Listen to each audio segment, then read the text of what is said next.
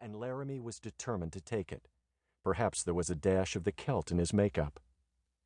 Coming down the slope went well, but when he struck the level, he discovered that the town, which from above had seemed so near, was in reality many a long mile still ahead of him.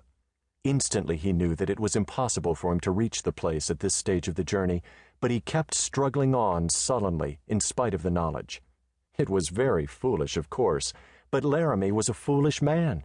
Besides, he had dreamed all that day and all of many days before about the party he would have when it was possible once more for him to put his legs under a table covered with a white cloth and be served by the hands of another.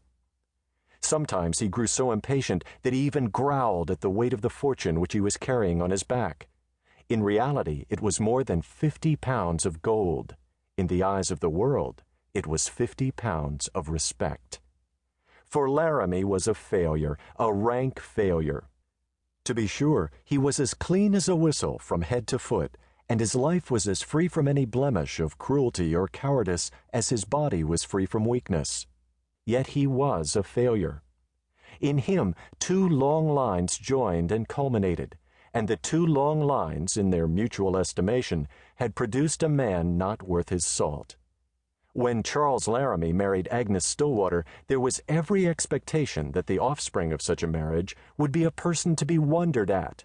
But the offspring was one son, and that son was a black failure. He did nothing right. He should have stepped into the paths of finance, where the large tread of his father and grandfather and great-grandfather had beaten down so wide and smooth a trail. But it was characteristic of him that he cared not a breath about the past of either his father's or his mother's people. "I'll tell you what," young Laramie had said, "every man is born only once, and he only has one life. If I don't live my own life this time, I won't get a second chance." He carried into college a good classical education, and then he wasted it, in the unanimous judgment of the entire family, by taking up mining. A Laramie as a mining engineer! It would have been a thing for laughter if it had not been so completely a thing of blushes and a hanging of the head. A Laramie in overalls, perspiring and bossing a gang of sweating laborers? What a prospect! In vain they took him out of college and sent him into the mellowing atmosphere of London and Paris and Rome for a year. He learned all about French vintages, but otherwise it was wasted time. He wrote characteristically from Paris to his revered father, "With all due apologies for my ignorance, I'd rather hear a glee club than a symphony playing Beethoven. I'd rather see a touchdown than the Venus." His father sat for an hour with his head buried in his hands. Then he wrote a letter bidding Joseph Stillwater Laramie to return instantly. He returned, re-entered college, took up mining, and graduated not actually at the foot of his class, but remarkably near it. "You see," he said to a saddened family, "I have a good many pounds to carry about, and you know that heavy things sink to the bottom." That was the worst of all.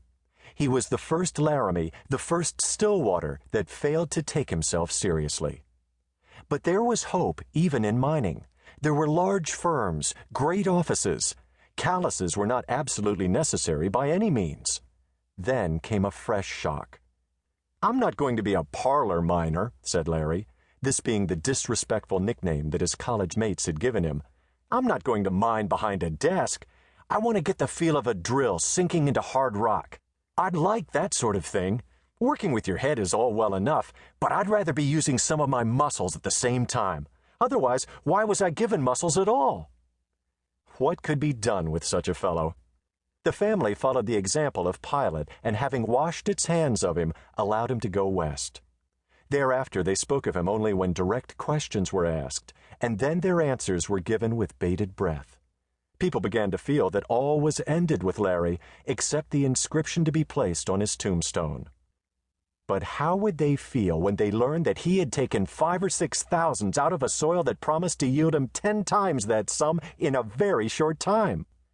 He had a shrewdly founded suspicion that the pride of the Laramie and the Stillwater families was based upon dollars and cents. He could see his father prick up his ears. He could see uncles and aunts say, "After all, inheritance will tell." "And murder will out," declared Laramie.